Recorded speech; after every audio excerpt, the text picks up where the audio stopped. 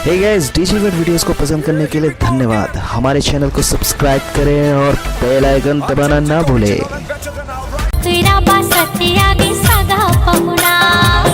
और हम यहाँ कार्यक्रम की शुरुआत करते हैं सर के आशीर्वाद से। सबसे पहले मैं सर के बारे में बताना चाहूँगा कि सर ने शिक्षा के क्षेत्र में, रचना के क्षेत्र में, साहित्य के क्षेत्र में, चाहे स्टेज में मंचस्थ के तौर पे एज ए एंकर कई अपना नाम और पहचान बनाया है। और उनकी ये जर्नी किस तरह से स्टार्ट हुई हो वो हम पहले जानना चाहेंगे।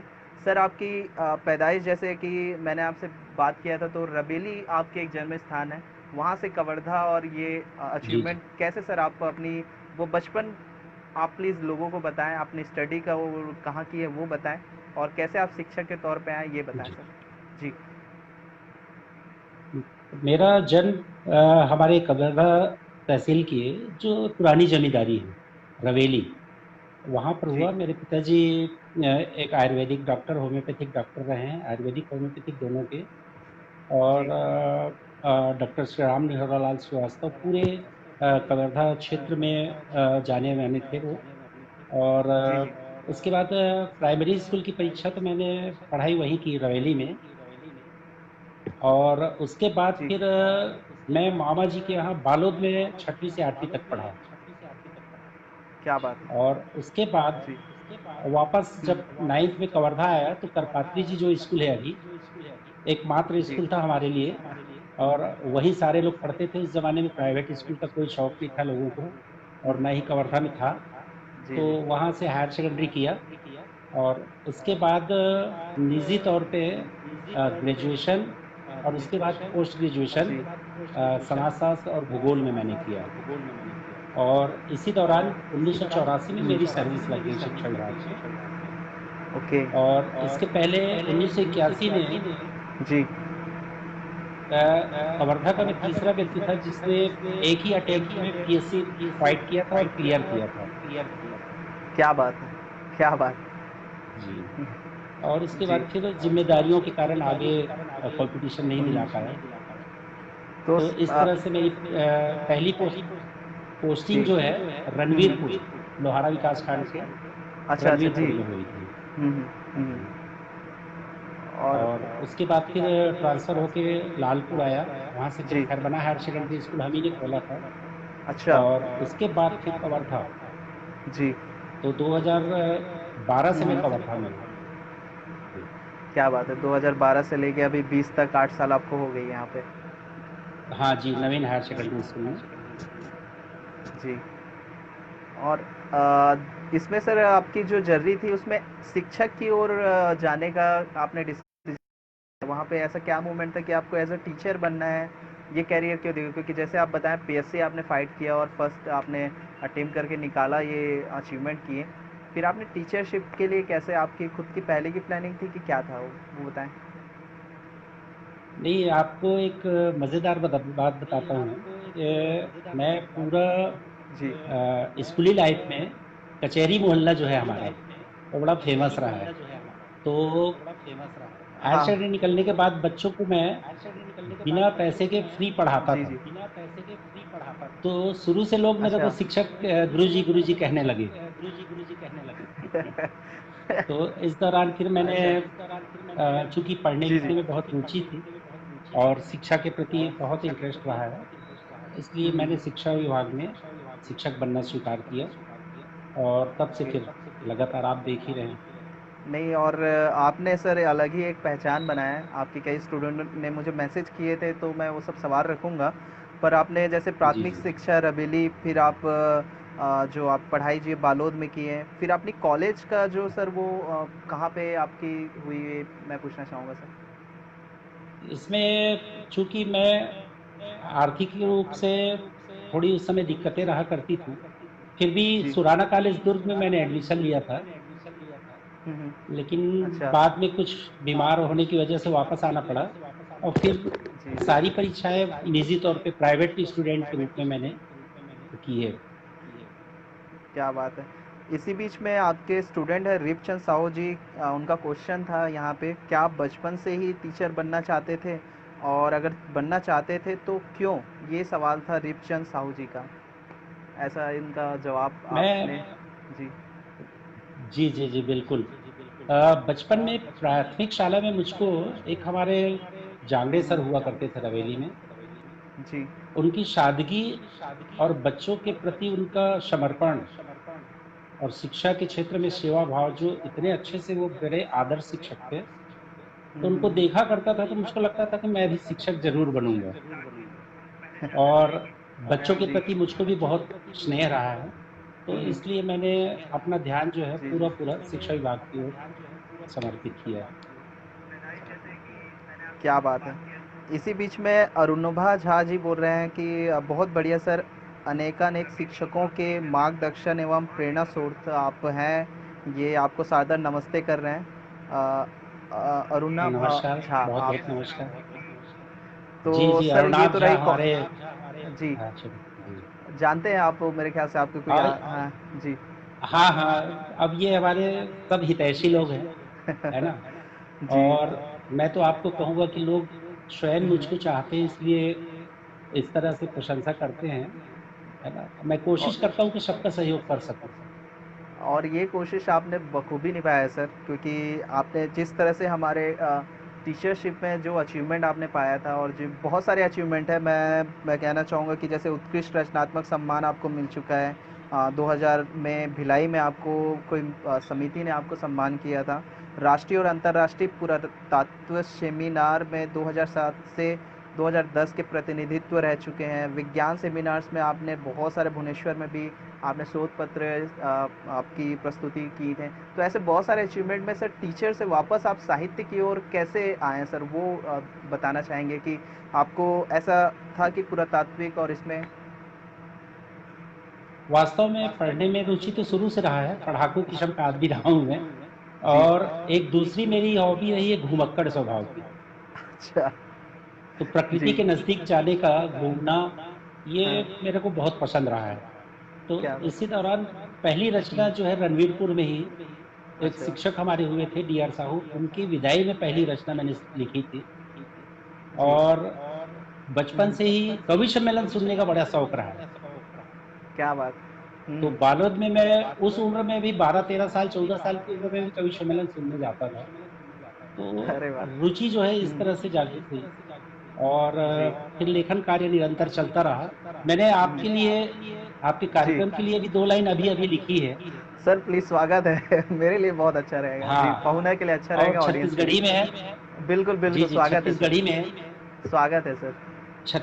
छत्तीसगढ़ के मनखे म हाय दया, हाय। मया और करुणा है, हाय। गुणी मनखे ल आगू लाए के कार्यक्रम ये पहुना है। क्या बात है। क्या बात है। बहुत बहुत धन्यवाद जी। तो इस तरह से रुचि जागृत हुई और लगातार कविता लेखन वगैरह सभी करते जी रहा जी। हूँ हर क्षेत्र में, हर विषयों पर। और सबसे बड़ी चीज़ उपलब्धियाँ जो है, मुझको ऐसा लगता है कि व्यक्ति जो है, जी जी। मैं जो सोच रखता हूँ उसको अपने साथियों को सबको बताना चाहूँगा जो मुझको देख रहे हैं, हम्म, कि जो भी काम आपको दिया जाए, हम्म। उसको सबसे महत्वपूर्ण मान के यदि आप करोगे, तो निश्चित सफलता मिलती है। बिल्कुल बिल्कुल यानी सर। ऐसा नहीं कि ये काम सामान्य है, ये काम विशिष्ट है, हम्म। हर काम महत्वपूर्ण है। और उसको महत्वपूर्ण बनाना तो ये पड़ता मेरी है। सफलता है। जी, जी, और जी। आपने सर बिल्कुल और ये इस ये चीज़ में मैं आपसे पूछना चाहूँगा सर, जो आपकी पहली रचना थी उसका ऐसा क्या, वो जो इंसिडेंट था, वो कौन सी रचना थी, आपको अगर याद हो तो प्लीज़ दर्शकों के लिए। ये हमारे साहू जी जो थे, जी। दीनाराम साहू, उनके विदाई में अच्छा। उनका नाम पूरा दीनाराम साहू ऐसा था। अच्छा। तो जी। प्रत्येक अक्षर से उनके बारे में लिखते गया था। क्या बात। क्या। हाँ, दीदार कर रहे हैं हम सब, नायक बन जा रहा है यहाँ से। इस तरह से उसका पूरा, राहें तेरी सुगम बने, मलिन आए। करना हृदय यहाँ से। तो अच्छा। इस तरह से दीनाराम पूरा। और आज जो पूरा पूरा हाँ, सा से मैंने लिखा, हाँ, साथ हाँ। आपका क्षणिक रहे रहा, न भूलेंगे आजीवन, और सच्चा मिलता था आपसे मार्गदर्शन, इस तरह से। मतलब पुराने ज़माने का जो मैसेज होता था, हैप्पी न्यू ईयर का, तो एच का कुछ, पी का कुछ, आपने उसी का ऐसा सर हाँ, का हाँ। दीना राम का जी, बनाया। जी, जी, प्रत्येक नाम से, हाँ, प्रत्येक क्या बात। नाम से। क्या बात है। इसी बीच में सीमा निगम जी, स्वागत मामा जी बोल रहे हैं आपको। हाँ ये जी, भांजी है मेरी और बहुत अच्छी रचनाकार भी हैं। बाकी एक इनका क्वेश्चन था, क्या आपके टीचिंग लाइफ में कोई ऐसा मोमेंट आया सर जब आपको लगा कि आप मुझे टीचर नहीं बनना चाहिए, ऐसा कोई मोमेंट लगा कि आप साहित्य में ज़्यादा जाएं, टीचर शिप छोड़ दें, ऐसा कोई मोमेंट था कि जब आप साहित्य के क्षेत्र में जा रहे, तो ऐसा? नहीं, मुझको मैं जब शिक्षक बना जी। तो हर मनुष्य को ये सोचना चाहिए विकास के लिए बहुत अवसर होते हैं। जो फील्ड आप चुन रहे हो उस फील्ड में ही आपको अधिकतम ऊंचाइयों तक पहुंचना होता है। सही। मनुष्य कभी संतुष्ट नहीं हो सकता, ये तो सब जानते हैं। बिल्कुल लेकिन बिल्कुल। मैंने जब शिक्षक बनना स्वीकार किया उसके बाद से मैं पूरा ध्यान अपना टीचिंग की ओर रखा और उसी का परिणाम था कि मुझको महामहिम राष्ट्रपति प्रतिभा देवी पाटिल ने जी 2008 में राष्ट्रपति सम्मान दिया और शिक्षा का सबसे ऊंचा सम्मान है हमारे यहाँ ये शिक्षकों के ये तो लिए। बिल्कुल है सर, तो और वो उसी मुझको के प्राप्त हुआ। इंसिडेंट लोगों को भी जानने की ज़रूरत है सर। वो राष्ट्रपति पुरस्कृत जो आपको किए हैं सर, जिले का प्रथम पुरस्कार आपने, ऊपर से इतने बड़ी पुरस्कार आपने 2008 में वर्तमान राष्ट्रपति से प्राप्त किए हैं, वो इंसिडेंट कैसा हुआ? क्या ऐसा मोमेंट था कि आपको चुना गया कि आप हमारे राष्ट्रपति पुरस्कृत के लिए सम्मानित हैं? वो क्या था सर, वो बताएं। मैं आपको बताऊं, बहुत ज़बरदस्त घटना थी। लालपुर प्राइमरी स्कूल में मैं पोस्टेड हो गया तो जी। छप्पर था खपरेल वाला। तो अच्छा। गांव वालों को बहुत बोला कि भाई इसको छपवा दो, बच्चों को दिक्कत होती है। जी। पर उन्होंने ज़्यादा ध्यान नहीं दिया। तो मैंने क्या किया, प्रत्येक बच्चे से खपरा मंगवाया और ओके। लगभग 250-300 खपरे मेरे यहाँ इकट्ठा हो गए अरे वाह। और सीढ़ी मंगाया और खुद छानी छाने चढ़ गया ऊपर। क्या बात है। और इस बात को जो तरुण बिसेन हमारे पत्रकार प्रवर्तक रहे नवभारत के, जी जी। उन्होंने देखा तो अपने पेपर में नवभारत के छोटा सा कोटेशन लिखा उन्होंने कि एक शिक्षक ऐसा भी जो बच्चों के खातिर छप्पर छाने खुद चढ़ बैठे। क्या बात। और वो छोटा सा कटिंग जो है वो भी मैंने अपनी फाइल में लगाया था जब मुझको प्रपोज करना था कि अवार्ड के लिए। जी जी। तो वो मेरे जीवन में बहुत ही महत्वपूर्ण रहा। और साथ साथ विभिन्न गतिविधियां, आपको बताऊं, मेरा जी। सजेशन जो है हमारे यहाँ एनसीएफ 2005 शिक्षा के क्षेत्र में जो चमत्कारिक परिवर्तन हुआ जी। उसमें मेरा सुझाव शामिल हुआ था कि स्थानीय बोली को आधार मान के उसके आधार पे पढ़ाना बच्चों को।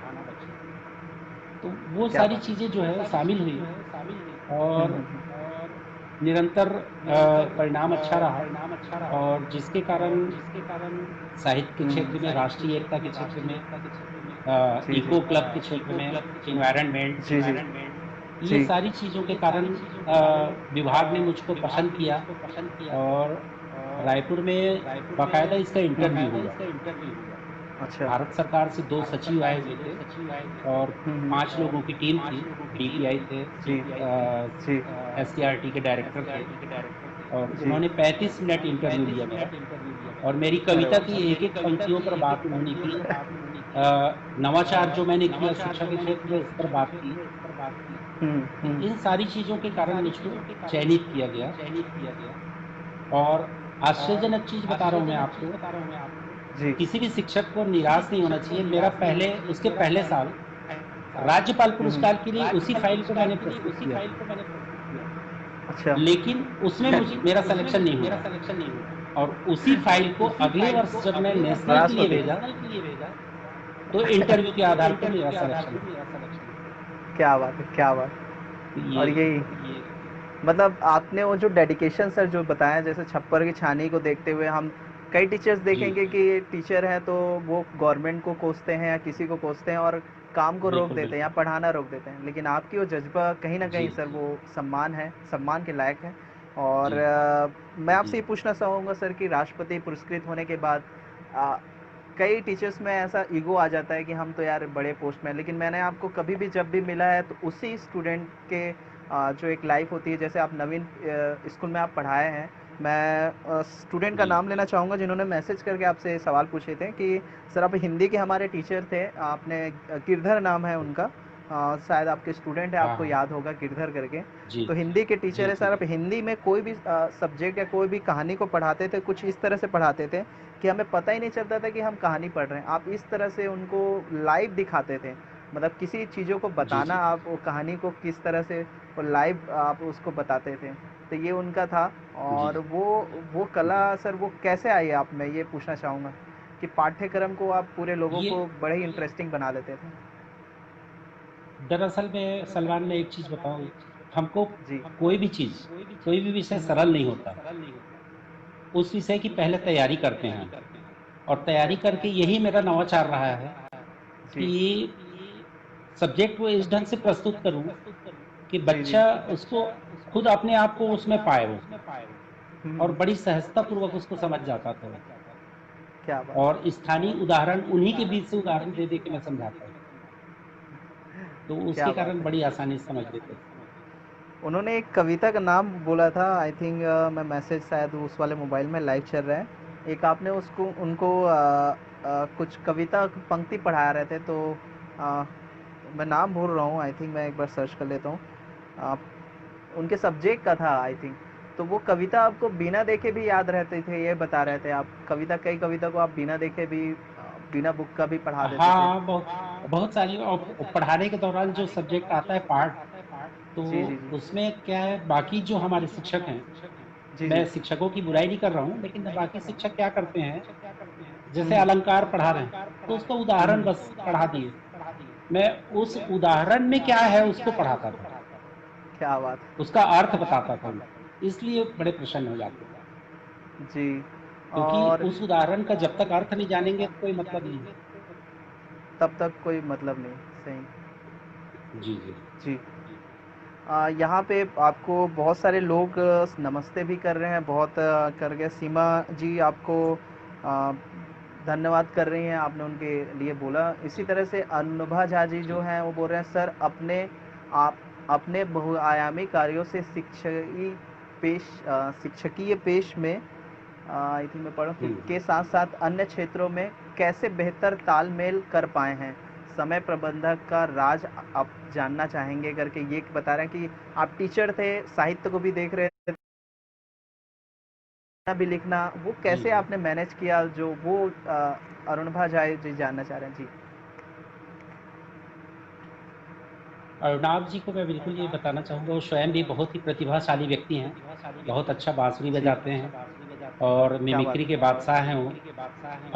तो हाँ। मैं एक चीज़ आपको बताना चाहूँगा कि हम, जैसे रुचि है अपनी अपनी, मैं ये मान के चलता था कि 8 घंटे जी। की मेरी ड्यूटी, हुँ। 1 घंटे का घर का काम, लेकिन वाह! उसके बाद भी 3 घंटे मेरे पास बचते थे। टाइम मैनेजमेंट, क्या बात उन है! 3 घंटों में मैं अलग-अलग चीज़ों की जो कोशिश करता था, और खासकर ये घूमने का काम जो है, पुरातत्व वगैरह का, वो छुट्टियों में करता था।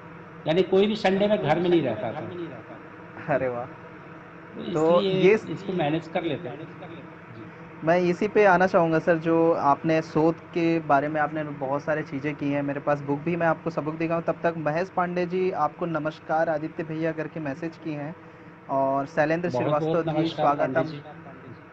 शिलेश जी, जी, वो भांजा श्रीवास्तव है, वो जी भी आप। भांजा है। जी, जी, अच्छा। तो और ये राम कुमार जी, पांडे जी भी आपके बारे में अनुकरणीय व्यक्तित्व आपके बारे में कह रहे हैं। तो ये मैं इन सबको लेते चल रहा हूँ। आप प्लीज़ कोई सवाल हो तो कमेंट करके सर से ज़रूर पूछें। तो सर मैं बात ये कह रहा था कि साहित्य के क्षेत्र में आप जो रिसर्च करते थे, छुट्टी में जो आप खंडरों में जाके रिसर्च करते थे, सर की मैं आप सब जी, दर्शकों को बता दूँ, कई टीवी चैनल में सर का वो पूरा पुरातात्विक की खोज में कहीं ना कहीं आपको वीडियो ज़रूर मिलेंगी सर की। और प्लस मैं ये बुक के बारे में पूछना चाहूँगा सर, आपने ने कवर्धा दर्शन रखा था, मैं दर्शकों को दिखाना चाहूँगा। जी, जी, तो ये बुक आपने लिखा जी, था, और इसमें मेरे ख्याल से मुझे बहुत कुछ नॉलेज यहाँ से भी मिला है, और मैं रखा रहता हूँ। तो जी, ये सर, ये रिसर्च जी, जी। करना, ये खोज करना, तो ये बुक लिखने के पीछे क्या एक वजह थी कवर्धा दर्शन के, क्योंकि उनको दर्शकों को बताएं। जी। जी, वैसे एक चीज़ आपको बता दूँ, जी। जैसे कहते हैं ना, सफल व्यक्ति के पीछे में हम्म। पत्नी का विशेष हाथ होता है। तो जी। ये मैं जब भ्रमण कर हाँ। और रखे रहता था, तो उन्होंने कहा कि इसको सबको लिखना चाहिए। तो रजिस्टर में फिर लिखना शुरू किया। जी। और मैं भोरमदेव एक बार गया हुआ था, मेरे को सबसे ज़्यादा रुचि इसलिए जागृत हुई कि भोरमदेव एक बार गया हुआ था, तो महाराष्ट्र से कोई टीम आई हुई थी घूमने। हुँ। उन्होंने आपस में चर्चा करते हुए कहा कि भोरमदेव के बारे में कुछ है ही नहीं, हम क्या जाने इसके बारे में, कैसे देखें? तो वो बात मेरे अच्छा। को खल गई कि वास्तव में भोरमदेव देखने तो आते हैं लोग, लेकिन उसके बारे में जानकारी उपलब्ध नहीं है। तो सही। फिर मैंने फिर एक विचार किया कि जो भौगोलिक क्षेत्र है, दर्शनीय स्थल है कबीरधाम जिले के, उनको पुरातात्विक स्थल है, धार्मिक आस्था केंद्र हैं, इन सबको फिर इनका कलेक्शन शुरू किया। और लगभग 5-6 साल जी। तक के कलेक्शन करने के बाद फिर जी, मैंने जी। इसको लिखना शुरू किया, और 2006 में राज्योत्सव में फिर इसका विमोचन हुआ। जी। और ये अचीवमेंट है सर हमारे लिए भी कि आने वाली पीढ़ी कम से कम इस बुक के माध्यम से अपने शहर, अपने कवर्धा की वो प्राचीन चीज़ों को जान सकेगी। और मुझे एक जी, स्टूडेंट ने जी। आपके बताए थे मुझे, या क्वेश्चन पूछे थे, बोले थे कि सर ने भोरमदेव की जो मंदिर है उसके बारे में इतनी आसान शब्दों में उनकी पूरे परिचय देते हैं कि हर लोग समझ सकते हैं। अगर दर्शकों को कुछ बताना चाहे भोरमदेव मंदिर के बारे में, अगर कुछ छोटे शब्दों में, तो क्या हम उनके बारे में जो आप रिसर्च किए हैं वो बता सके दर्शकों के लिए, भोरमदेव मंदिर के बारे में अगर आपसे पूछे तो? देखिए, मैं दर्शकों को सबसे पहले तो ये कहना चाहूँगा कि भोरमदेव मंदिर जाते हैं आप, तो जी। सीधे-सीधे घूम के चारों तरफ वापस ना लौटें। हम्म। थोड़ी-थोड़ी देर रुक के उसमें जो मूर्तियाँ हैं, जी। उसमें जो संगीत है, उसमें जो साहित्य छुपा हुआ है, जो स्टोरी है, जी। उन चीज़ों को महसूस करें। आप देखेंगे कि 11वीं शताब्दी का होने के बाद भी हम्म। उसमें वेशभूषा, आकर्षक वेशभूषा, जी। उनके श्रृंगार के साधन, साथ-साथ उसमें संगीत के तीनों अंग, उसमें नृत्य भी है, गायन भी है, गायन को साइलेंट जी। है ना? और वाद्य यंत्र का भी उल्लेख है उसमें। हम्म। और सबसे बड़ी चीज़ ये है कि उस समय की मूर्तिकला, जी। जैसा कि आप सभी जानते हैं कि ये भोरमदेव का जो मंदिर है, वो वास्तव में नागर शैली का सबसे उत्कृष्ट उदाहरण है। और जी। दूसरी महत्वपूर्ण बात ये है कि नागर शैली, जैसे लोग पूछते हैं क्या होता है, क्या तो होता है? जी। चौपहला होता है और ऊपर की हम्म। ओर सकरा होते चला जाता है। अच्छा। जी। उसको कहते हैं नागर शैली। अच्छा। और इसमें जो सबसे अच्छी बात और है हम्म। कि आप उन मूर्तियों की खूबसूरती जो देखेंगे ना, बहुत सारी चीज़ जो सरल भाषा में मैं बताऊँ हम्म। कि कुछ मूर्तियाँ ऐसी हैं जिनकी आँखें बंद हैं और जी। होंठ भी बंद हैं। अच्छा। इन तो मूर्तियों ध्यान को में। देखने से एक सामान्य व्यक्ति को समझ नहीं आता, हाँ, वही। लेकिन वो वास्तव में ब्रह्मानंद का प्रतीक है। अरे वाह। यानी लोग आनंद की चरम सीमा में पहुँच चुके हैं, क्या बात। ऐसी चीज़ें हैं। और दूसरी चीज़ ये, उसमें एक तरफ आप देखेंगे कि मिथुन मूर्तियाँ हैं। जी। उसके संबंध में मैंने अपने पुस्तक में लिखा हुआ है, आप पढ़े भी होंगे जी। जी। जी। कि ईश्वर, मनुष्य के जीवन में धर्म, अर्थ और काम और मोक्ष, ये 4 पुरुषार्थ होते हैं। चार सौ। तो धर्म, अर्थ और काम, ये हम्म। तीनों को जब आप संपन्न कर लें और मन हम्म। में कोई कामना शेष न रहे, हम्म। तब आप ईश्वर तक पहुँचे, तो वो प्राप्त हो जाएगा। सही। क्या बात। इसलिए बाह्य दीवारों पर मिथुन मूर्तियों को अंकित किया गया है कि अभी जी। भी जी। कोई मन में कोई राग हो, तो उसको देख के संतुष्ट हो जाए। इस तरह से उस ज़माने में बहुत ही आध्यात्मिक सोच रहा करती थी। और वो मंदिर ही आध्यात्मिक है सर, वहाँ जाने के बाद सुकून भी मिलती है। बट बिल्कुल। हम लोग को वो आध्यात्मिक, जिस तरह से आपने रिसर्च करके मंदिर की एक मूर्ति की हर एक कल्पना करने के लिए बोले, तो दर्शक मेरे ख्याल से आपकी बातें ज़रूर ध्यान रखेंगे और आपके बुक को और पढ़ेंगे ना, लोग ज़रूर जाएंगे। इस जी, बीच जी। में ब्रिजेश श्रीवास्तव जी, अतिरोचक भैया जी करके आपकी तारीफ कर रहे हैं। मिस्टर दीपक यादव जी भी आपको नमस्कार कर रहे हैं। ये कुछ लोग हैं जो आपके नमस्कार बीच और हैं। धन्यवाद सबको। जी, जी। और सीमा निगम जी भी बोल रहे हैं मेरे जीवन के आदर्श हैं मेरे मामा जी, ऐसे उनका कमेंट आ रहा है अभी। सो ये आपके लिए धन्यवाद। हमेशा जी, आदर्श के तौर पे देख जी। रहे हैं। सर मैं अब इसके बाद मैं आपके लिए कुछ गेम का प्लान किया हो, अगर आपके लेखन और जो भी आपने गीत लिखे हैं, लेख लिखे हैं, उससे रिलेटेड है। जी और चूंकि हमारे इस पहुना के एपिसोड में बहुत सारे गीतकार संगीतकार आते हैं, तो उनके साथ बहुत सारा अच्छा अच्छा म्यूजिकल होती है। बट हम कोशिश कर रहे हैं कि जी आपकी जी रचना के क्षेत्र के तौर पे हम सुनना भी चाहेंगे कि आपकी जो भी है। तो मैं आपको कुछ वर्ड दूंगा सर, आप उनसे कोई भी रचना आपसे जुड़ता हुआ आगे पीछे मिल जाए, आप ज़रूर हमें दर्शकों को जी सुनाएं सर। ठीक है सर। जी जी जी। तो जी पहला वर्ड है आपके लिए सर, पहला वर्ड है जीवन। जीवन से कोई रचना आपके लिए। तत्काल रचने के लिए बोल रहे हैं तुरंत? नहीं, आपके पुराने भी चलेगा सर, कोई भी रचना जहाँ पे जीवन का कोई शब्द आता हो। दरअसल भी क्या है, जी। जीवन के क्षेत्र में मैं जो भी रचनाएं किया हूँ, हम्म। वो सारी रचनाएं मौखिक नहीं रहती मेरी। लेखबद्ध करता हूँ, उसको पढ़ के सुना देता हूँ, क्योंकि हम लोग प्रोफेशनल कवि तो है नहीं, है ना? अच्छा। हाँ। लेकिन आपको कविता तो कवि सुनने के लिए तो आपके कोई भी लेख सुना दीजिए, तो हम चाहेंगे कि कम से कम दर्शकों के लिए कोई एक आध लेख आपके लिए जो हो आपके पास, तो वो दर्शकों को भी। आज अभी चीन हम्म। चीन चीन ने कल जो हमला किया जी। और वो हमारे बहुत सैनिक दुखद मारे घटना गए, है। है ना, जी बहुत जी दुखद घटना है। और उनके जी जी। लिए मेरे बहुत पहले जिसको राज्य स्तर पर मुझे पुरस्कार मिला था, वो रचना मैं आप सबके सामने प्रस्तुत करता हूँ। बिल्कुल बिल्कुल सर, स्वागत दर्द का एहसास तुझे क्यों कर होगा, है। जी। दर्द का एहसास तुझे क्यों कर होगा, तुमने तो चोट कभी खाया नहीं, आजादी का मतलब तुम क्या जानो, हम्म। इसके लिए खून कभी बहाया नहीं, फख्र करना तुम्हें कैसे आए, बेटे के गम ने कभी रुलाया नहीं, क्या बात है। क्या बात सुनकर आजादी का गीत है। जोश तुम्हें क्यों आए, हम्म।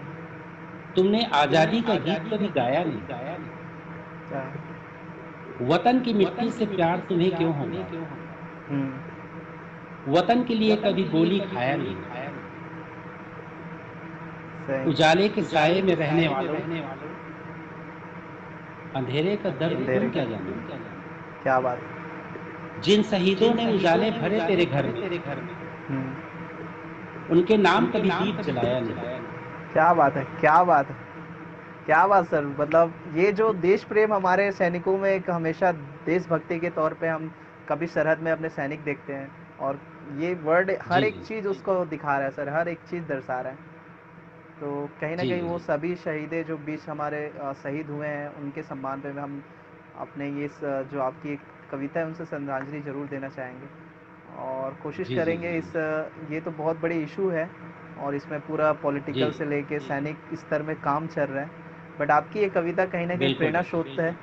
आप और जी इसके अलावा सर, और अगर आपकी कोई और कविता हम सुनना चाहें, या फिर कोई लेख पुरानी जो आप कवि सम्मेलन में सुनते हैं, कभी सुनाने चाहते हैं। तो उसमें तो कविता तो बहुत सारी रहती हैं, लेकिन कुछ खास कोई होती आपको हैं। कुछ खास तो जो आप हमेशा सुनाते हो कभी। और मैं दर्शकों से कहना मैं चाहूँगा। अ, जी। हम्म। हाँ जी जी, बोलिए बोलिए। दर्शकों को से कहना चाहूँगा कि इस बीच में अगर कोई भी कोई क्वेश्चंस हो, तो प्लीज़ आप कमेंट करके पूछें। और सनत पटेल जी वो आपको प्रणाम कर रहे हैं यहाँ पे, सनत पटेल जी, तो प्लीज़ उनका आशीर्वाद दे दीजिए। और कोई भी कमेंट हो तो प्लीज़ आप बहुत मैसेज। बहुत बहुत बहुत आशीर्वाद, बहुत खुश रहो, प्रसन्न रहो, है ना। मैं एक छत्तीसगढ़ी की बढ़िया कविता आपको सुना देता हूँ, स्वागत है सर। जिस जी। जिसमें प्रत्येक माह में जो हमारे खान पान है उससे जुड़ा हुआ है। 2-3 मिनट जी तो लगेंगे, है ना। बिल्कुल बिल्कुल स्वागत है सर, हमारे पास समय। जी। छत्तीसगढ़ के खान पान और अद्भुत है पकवान, हाय। गुरतुर बोली साउथ सिधवा और मेहनत करे इंसान, हाय हाय। सावन महीना आते हमर हरेली के तिहार, हाय खावे चीला बोबरा और खोचे लीम के डार, हाय। पसहर चाउर दही और बासी भाजी, हाँ। पतरी में रख के खावे, हाय हाय। आठे कन्हैया कतरा लाडू सबके मन ला भावै। क्या बात है। तीजा पोरा ठेठरी खुरमी बैला दौड़ हाय लगाए, बेटी माई झूलना झूले नवा पहिर इतराए। हाय। पीतर पाक में बड़ा सोहारी पूर्वज के सम्मान, क्या बात। पानी देवे श्राद्ध करें पूजे पीतर भगवान। हाय।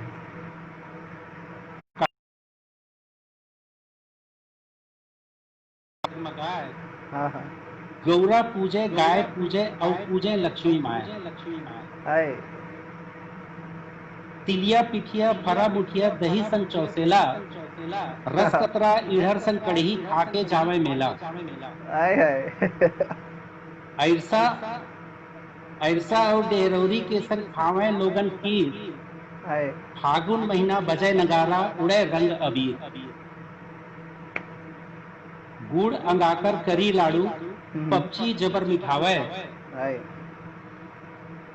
दूध कतरा नींजा और पपरी गुड़ा भजिया खावे।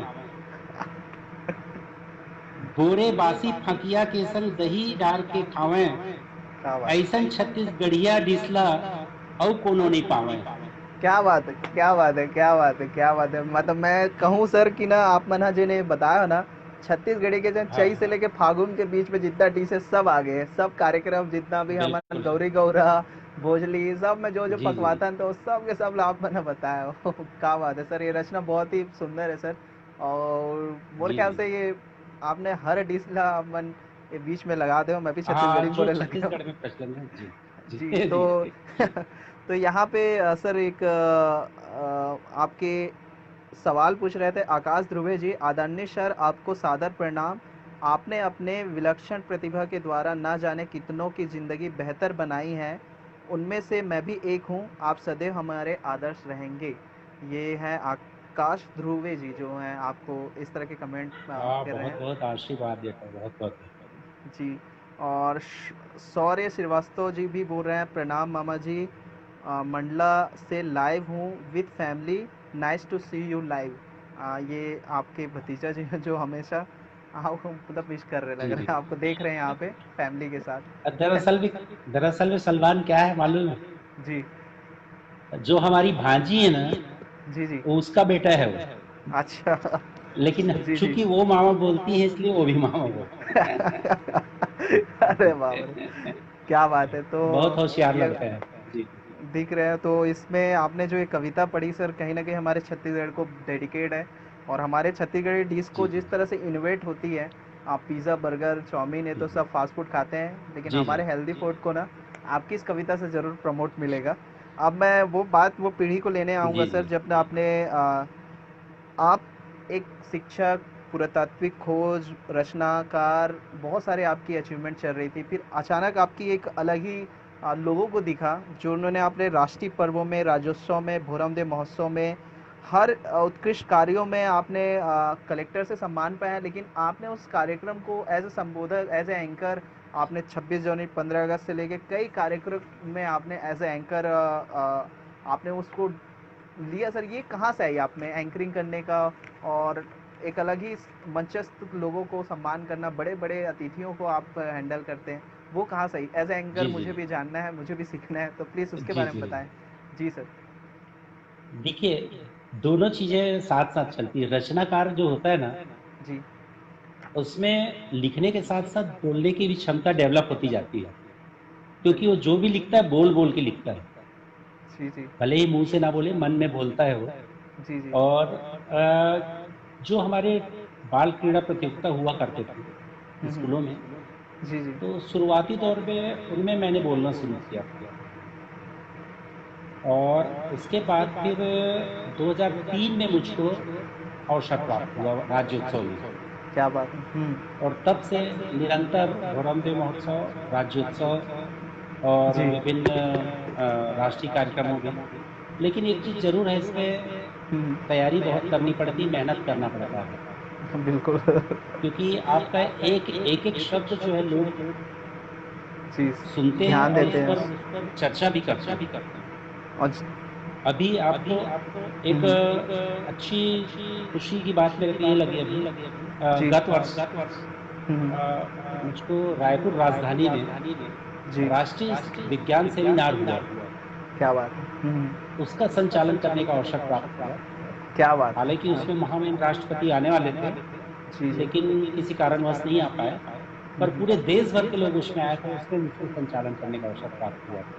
क्या बात है, मतलब तो पूरे वो देश भर के लोगों को आपने एज जी ए एंकर वहाँ पे होस्ट किया सर। क्या बात जी जी जी बिल्कुल। है।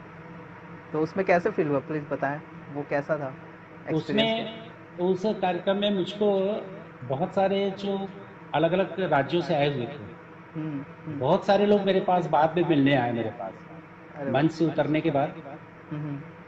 कि सर बहुत अच्छा लगा, बहुत अच्छा लगा आपने संचालन किया जो। तो क्या बात। बहुत सारे लोगों ने साथ में फोटोग्राफ्स वगैरह भी खिंचवाए, जी जी। खासकर स्टूडेंट लोग, हाँ हाँ। जिसमें पंजाब और आपके अरुणाचल प्रदेश, क्या बात। उनके स्टूडेंट लोग सब आके फोटो खिंचवाए, बोले सर बहुत अच्छा लगा। तो वो एक बहुत ही मीठा अनुभव था, मधुर, जो अविस्मरणीय था। बिल्कुल। क्या बात है। और वही चीज़ मैं भी आपके फील्ड का कुछ छोटा सा शागिर्द हूँ बोल सके सर, बट मैंने कभी इतने बड़े स्टेज में जो जिस तरह के आपके रहते कि ऑफिशियल नहीं किया हूँ, बड़े बड़े मैं स्टेज शो को एंकरिंग करता हूँ, डांसिंग उनसिंग अलग ही फील्ड रहता है। मैं डरता हूँ ऐसे फील्ड में जहाँ पे आप देखता हूँ कि बड़े बड़े क्राउड, जहाँ पे 26 जनवरी गणतंत्र दिवस राज्योत्सव में भारी क्राउड होती है, उनको आप मंचस्थ करते हैं, और जो आपकी एक टेक्निक है, बातें हैं, शैली है, वो सर कहीं ना कहीं लोगों को मंत्रमुग्ध कर देता है। और इसी बीच में मैं आपसे पूछना चाहूँगा सर, ये यूथ क्लब, जागृति सेवा संस्था, जिला रेड क्रॉस सोसाइटी, कास्ट समाज, जैन समाज, सिख समाज, चिंतरान समाज रायपुर, काश सम्मेलन राज्य स्तरीय बिलासपुर, गुरुकुल पब्लिक स्कूल छत्तीसगढ़, पेंशनधारी कल्याण संघ, ये सभी समाचार पत्रों द्वारा सम्मान प्राप्त किए आपने। ये क्या है सर कि सभी समिति के अलग अलग लोगों ने आपको, ये कहाँ से आपकी अचीवमेंट कैसे हुई सर, प्लीज़। ये एक चीज आपको भी सोचना पड़ेगा सलमान, कि जी। हम जो गतिविधि करते हैं हम्म। वो हमें जरूर लगता है कि कोई देख नहीं रहा है, लेकिन क्या समाज जो है उसको अनुभव करता है, बेशक। और समय आने पर उसका मूल्यांकन जरूर करता है। सही है। मुझको सिख समाज में भी स्पीच के लिए बुलाया गया था, जी जी। जैन समाज के द्वारा मुझको बुलाया गया था, जी। उनसे सम्मानित हुआ। हर समाज जो है मुझको सम्मान दिए हैं, क्या और बात। मेरी एक आदत है, जी जी। मैं किसी भी समाज के कार्यक्रम में सहर्ष चला जाता हूँ, और सीखने की भूख जो है बहुत ज्यादा है, जानने की। तो आपको भी बताऊं, आश्चर्य बिल्कुल। लगेगा आपको जी कि सर।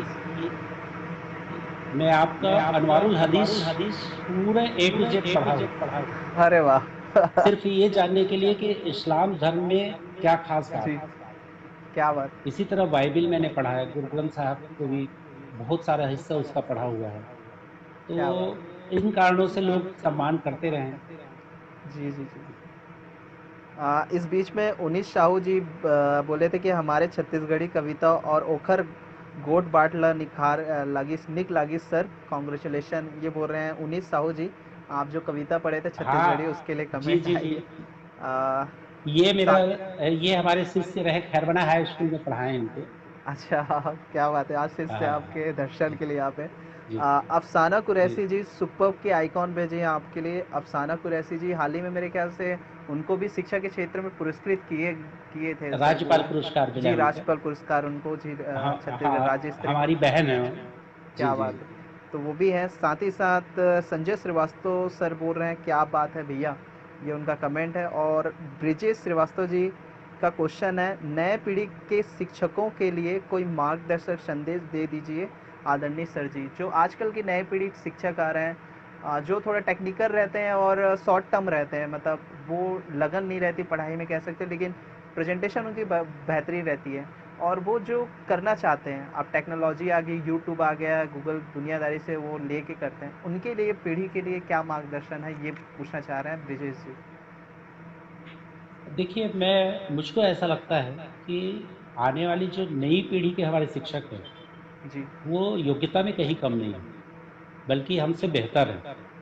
हुँ, बस ये है कि डिवोशन जो होना चाहिए, समर्पण जिसको कहते हैं, कार्य सही। के प्रति, वो यदि वो कम ये मान लें कि ये जी। केवल मेरा सर्विस नहीं है, नौकरी नहीं है, हुँ, बल्कि ये मेरा कर्म है, तो उस कर्म को ईमानदारी से करें, सही। निश्चित रूप से आने वाले समय में उनको समाज से बहुत ज़्यादा सम्मान प्राप्त होगा। मैंने जी। कभी नहीं सोचा था कि समाज से मुझको इतना सम्मान प्राप्त होगा, हुँ, लेकिन मैंने अपने कार्य करते रहे हुँ, हुँ। और जैसा कि हमारे गीता में भी है, कर्मण्येवाधिकारस्ते मा फलेषु कदाचन। जी। तो आप काम करते जाइए, फल उससे मिलेगा। रिवार्ड प्राप्त करने की इच्छा मत कीजिए बस। क्या बात है! और ये चीज़ मैं भी एज़ अ टीचर मैं भी केंद्रीय विद्यालय में पढ़ाता हूँ सर, तो मुझे भी जी, कहीं न कहीं लगता था कि समर्पण बहुत ज़रूरी है। जब आप समर्पित नहीं रहेंगे और जी, दूसरा फीचर देखेंगे, आप पढ़ाई की क्वालिटी गिरा देते हैं। तो ये आपकी बात ज़रूर बिल्कुल, मैं भी बिल्कुल। ध्यान रखूँगा सर।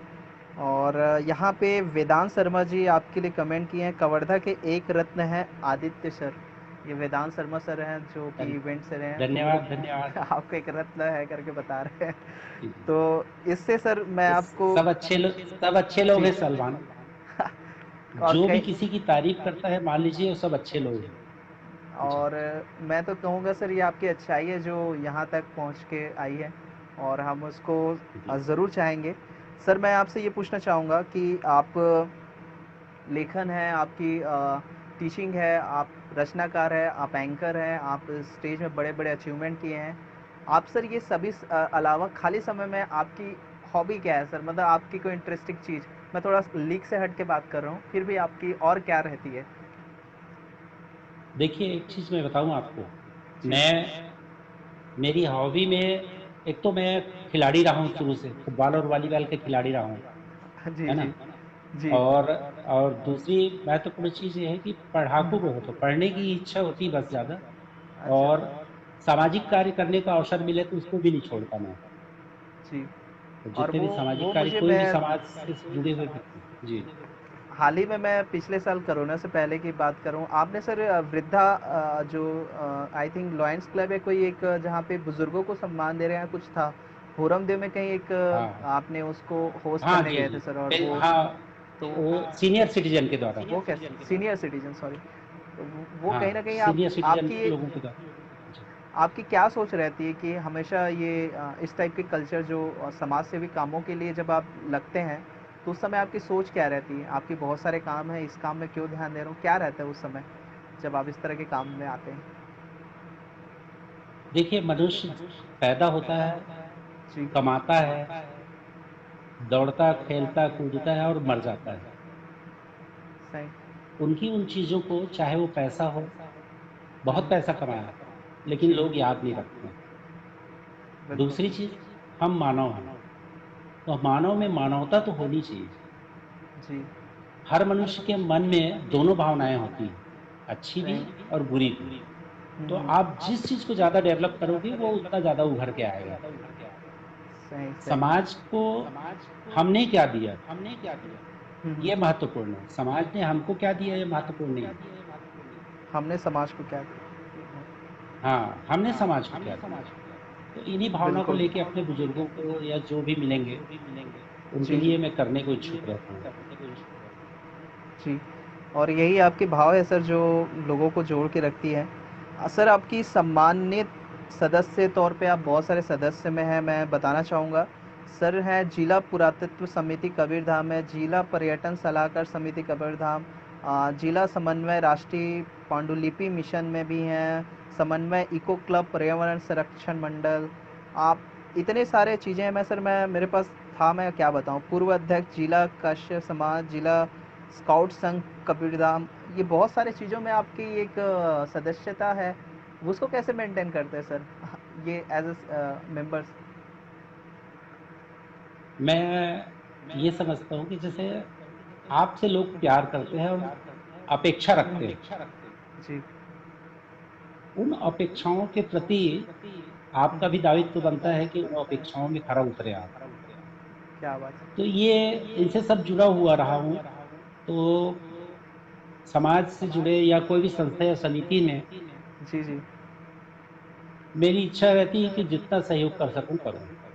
और सबसे अच्छी बात ये, बड़ी बात ये है कि मैं किसी को मना नहीं कर सकता। तो जी। ये कहीं न कहीं है। और ये चीज़ के बारे में पूछना चाहूँगा सर, प्रमुख पात्र के रूप में आप अभिनीति नाटक में एक कोयले की चोरी 1973, ये वो क्या था सर? वो दर्शकों को बताना प्लीज़, इसके लिए प्लीज़। मैं बालोद में पढ़ रहा था उस समय, जी, तो लगभग 13 साल की उम्र थी मेरी उस समय। जी, जी। तो मेरे शिक्षक ने मुझसे कहा कि बेटा तुमको ये पात्र बनना है। ओके। तो रुचि मन तो होता था लोगों को देख के, हाँ, नाटक हाँ, में हाँ। भाग लेते हुए। जी, जी। तो मैंने भी उसमें भाग लिया था, वो मैं प्रमुख पात्र था उसमें। अच्छा।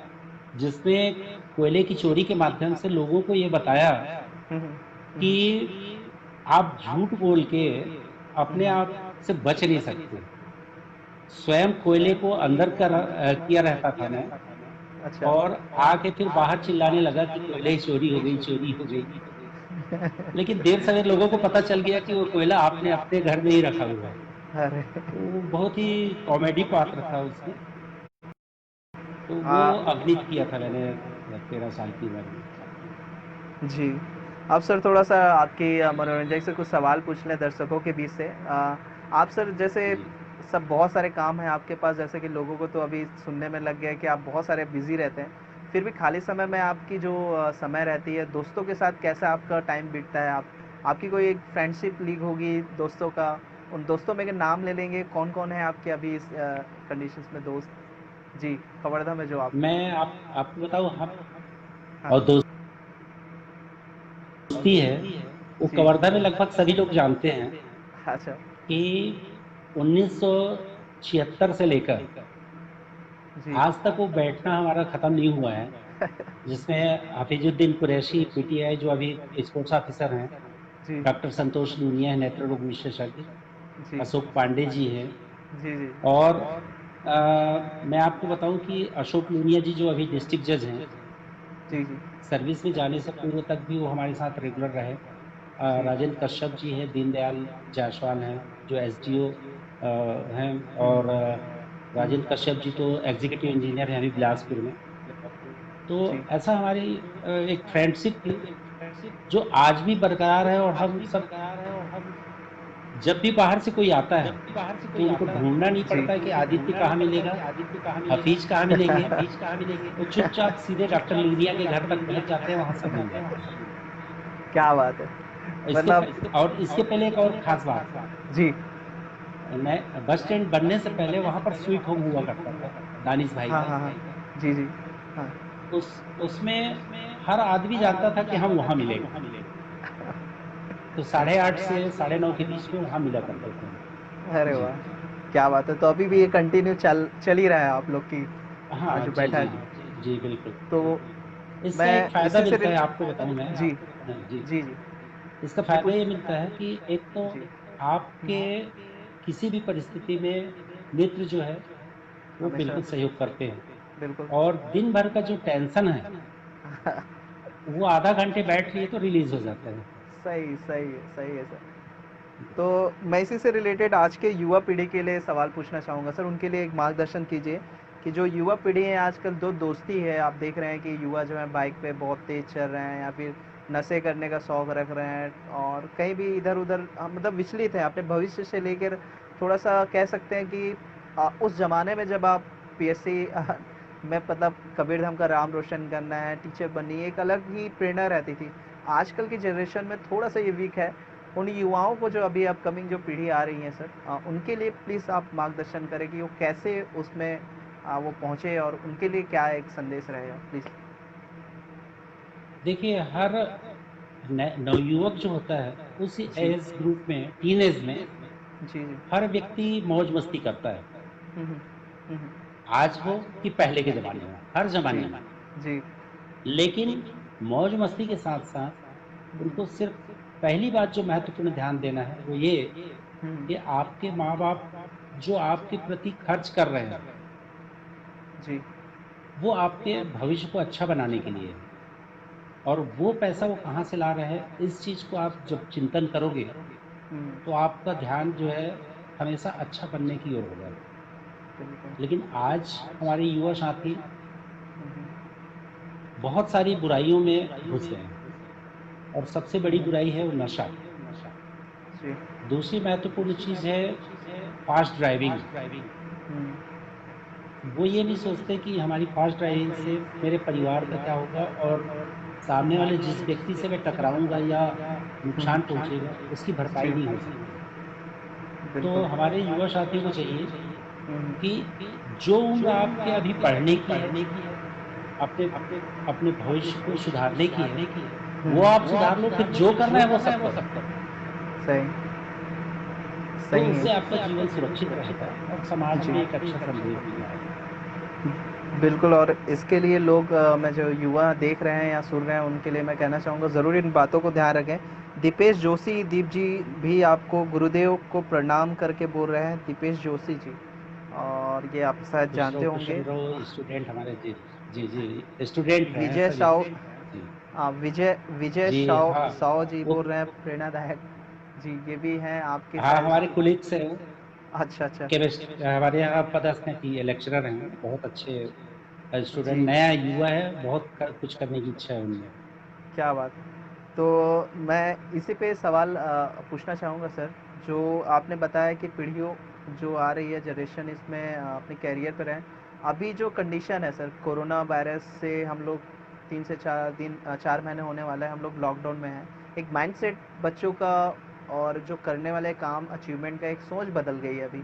आने वाले कल में अब कोरोना ख़त्म हो जाएगी, मे बी इंशाल्लाह ख़त्म हो जाए।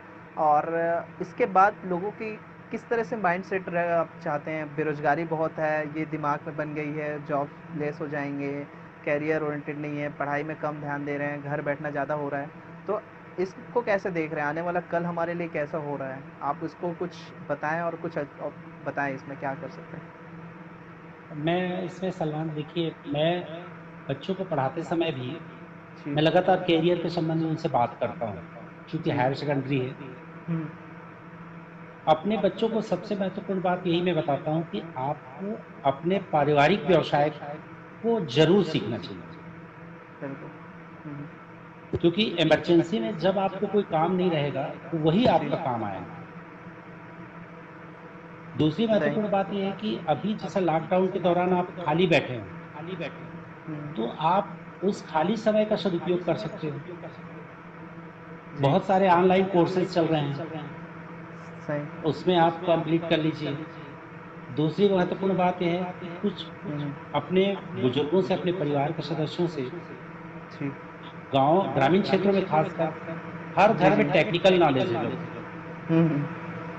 उन टेक्निकल नॉलेज को जानें, जी, जी, जी। तो उससे उनका जीवन जो है आने वाले समय में वो आधार बनेगा। हुँ, और हुँ। शिक्षा, पढ़ाई को बंद मत कीजिए। पढ़ाई का उद्देश्य केवल नौकरी प्राप्त करना नहीं है। हुँ, हुँ। बहुत सारे लोग, मैं ऐसे लोगों को जानता हूँ जो इंजीनियरिंग में जी। एमई किए हुए लोग आके खेती कर रहे हैं अपने घर में, और आधुनिक ढंग से। जी। तो वो चीज़ है, आप पढ़ाई का संबंध केवल करियर से मत लीजिए। पढ़ाई के साथ-साथ घरेलू कार्य जो हैं, उस पर भी सिद्ध उससे होते भी जाइए, ध्यान दें। तो आगे चल के दिक्कत नहीं होगी। और ये मेरे ख्याल से आपकी बात ज़रूर कहीं न कहीं लोगों को समझ में आया कि 3 से 4 महीने जो हम लोगों ने बर्बाद किया, कोशिश करें आपके घरेलू जी, जो भी काम है, आस-पास के जो काम जिसको आप सीख सकते हैं, सीखने में ज़्यादा समय बिताएँ, ताकि बिल्कुल, आने वाले कल में आपके बिल्कुल। लिए रहें। अब मैं कुछ क्वेश्चंस लेना चाहूँगा सर दर्शकों का। इस बीच में मैं सीमा निगम जी हमेशा की तरह युवाओं के प्रेरणा स्रोत करके कमेंट आया है। चंद्र विजय जैन जी भी आपके कोई हैं स्पीच जी जो सुपर्ब कह रहे हैं। और हाँ, पंडरिया से जी। ही है। और अमन बिशरिया जी हैं जो जय चित्रांश काश्यप कुल गौरव। मैं इसका फुल नहीं समझ पा रहा हूँ हाँ। ये थोड़ा-सा, क्योंकि आपको कुल गौरव असल बता में रहे क्या हैं। आई है, थिंक हम संस्कृत का कुछ नहीं, वर्ड है। दरअसल में क्या है, हमारा श्रीवास्तव जो है वो सरनेम है, अच्छा। लेकिन मूल जाति जो है कायस्थ है। अच्छा इसलिए और चित्रांश जो कह रहे हैं ना, वो हमारे भगवान चित्रगुप्त के बारे में कह रहे हैं। जी, तो उसके तो गौरव हैं आप उनके ये हम कह लोग रहे वंशज हैं। हैं। जी, जी, जी, जी, जी, जी। ये तो इनका है। धन्यवाद। और दीपेश जोशी जी भी बोल रहे हैं धन्यवाद भाई, वो मेरे लिए बोल रहे हैं। आई थिंक आपने मेरे सबसे चहेते गुरु को लाया, उसके लिए धन्यवाद कर रहे हैं। तो ये बहुत ही अच्छी धन्यवाद, बहुत बहुत धन्यवाद। इस बीच में शैलेंद्र श्रीवास्तव जी, बहुत अच्छी anchoring. Salman sir thank you so much. और आदित्य सर ऊर्जा के अक्षय स्रोत हैं, वे हजारों शिक्षकों के प्रेरणा स्रोत हैं बता रहे हैं सर। तो ये आपको स्पेशली ये शैलेंद्र श्रीवास्तव जी कुछ कहना चाह रहे हैं। अब इस बीच में मैं सर आपसे अंतिम में आपके पास अगर क्योंकि बहुत कम समय लेके हम लोग आए, दर्शकों के भी बहुत सारे सवाल हो गए हैं और कोई सवाल अब बीच बीच में पूछ सकते हैं, तो अंत में मैं आपसे ये पूछना चाहूँगा सर कि आप टीचर हैं, साहित्य के क्षेत्र में, पुरातत्व में भी जाते हैं, रचना भी लिखते हैं, एंकरिंग भी करते हैं, किस काम में आपको सबसे ज़्यादा मज़ा आता है सर?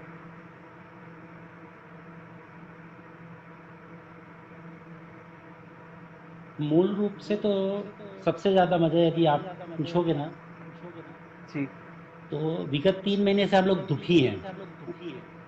हाँ हाँ, ये तो है। क्योंकि स्टूडेंट के साथ में नहीं है, स्कूल में पढ़ाने में ही जी, जी। सबसे ज़्यादा मज़ा आता है बच्चों के साथ। क्या बात। क्योंकि वो हमारे चेहरे पे मुस्कान उन्हीं के द्वारा होती है।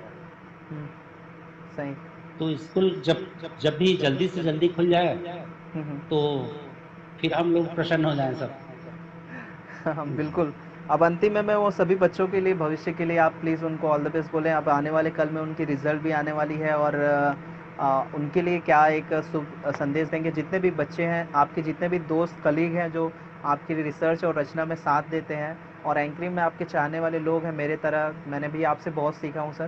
तो इन सभी लोगों के लिए प्लीज़ आप एक दो शब्द कह दें, फिर हम इस कार्यक्रम के समापन करते हैं। जी बिल्कुल, सर। जो हमारे बच्चे हैं, विद्यार्थी हैं, जी। उनका भविष्य उज्जवल हो, अपने कार्य में सफल हों वो। और जी। जो मेरे साथी जो मुझको पसंद करते हैं, उनके लिए मैं धन्यवाद ज्ञापित करूँगा, क्योंकि उनके प्रेम से ही मुझको आगे बढ़ने की प्रेरणा मिली है जी। और हर स्तर पे उन्होंने मुझको सम्मान दिया है। और जो मेरे कोलीग्स हैं, हम्म, वो हर कदम पे मेरा साथ देते रहे हैं,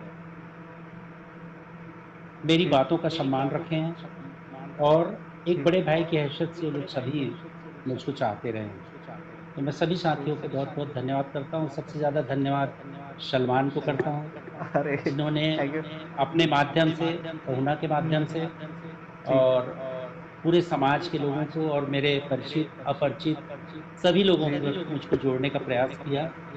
और ये आपके कार्यक्रम की जितनी भी तारीफ़ की जाए कम है, कि थैंक यू। आपने एक बहुत अच्छा कार्य प्रारंभ किया है, जी जी, लोगों थैंक को यू सर। जोड़ने का, थैंक ये यू सर। बहुत ही अच्छी कहा है। जी, थैंक यू सर। लेकिन और मैं मेहमान बनकर आप आए और ये हमारे लिए सौभाग्य की बात है कि हम लोगों को एक अच्छा धन्यवाद, मैसेज धन्यवाद देने के लिए बहुत-बहुत। आपकी इस जी, बातें और आपसे सीखने के मिला। आपका जो बचपन से लेके हम वो रबेली का वो जो बच्चा से लेके हम जी, अभी तक इस पूरे सेशन में आए हाँ, कि आप एक साहित्यकार, कवि और आप लेखन हैं, टीचर हैं, मंचस्थ एंकर हैं। तो ये बने हैं, ये लोगों को कहीं ना कहीं एक मैसेज दिए हैं और ये जी, हमारे लिए बहुत इसमें अचीवमेंट है सर। एक जी। एक एक 2 लाइन मेरी लिखी हुई है, बिल्कुल स्वागत है सर, मैं जो वही चाह बहुत रहा था कुछ। प्रेरणादायक जी। है। जी बिल्कुल चाहत हो स्वागत है मंजिल सर। की और खुदा की मेहरबानी हो, हाय, क्या बात। हकीकत बन जाती है भले ही वह कहानी हो। हाय हाय। तो ये क्या इन्हीं शब्दों के बात। साथ क्या बात। आपको बहुत-बहुत क्या धन्यवाद। बात। बहुत बहुत धन्यवाद सर, आप हमारे बीच में पहुना के एपिसोड में आए। आपको बहुत बहुत धन्यवाद। और मैं आपके सुपुत्र को धन्यवाद कहूँगा जो साइड में बैठ के शायद टेक्निकल सपोर्ट कर रहे हैं, और उनको भी बहुत बहुत जी, जी, धन्यवाद जी। करूँगा, आपकी इस कार्यक्रम में बहुत साथ दिए और बहुत अच्छा जी, लगा। जी। और मैं सारे दर्शकों को कहूँगा सर, बहुत हमारे हमेशा आदर रहेंगे और हम चाहेंगे आप स्वास्थ्य की कामना रहेगी और हमें इसी तरह से मार्गदर्शन करें। इसके लिए बहुत बहुत धन्यवाद sir. Thank you so much sir, पहुना के एपिसोड बहुत-बहुत में आने के धन्यवाद। लिए बहुत बहुत धन्यवाद। Thank you so much. Hari Hari नाम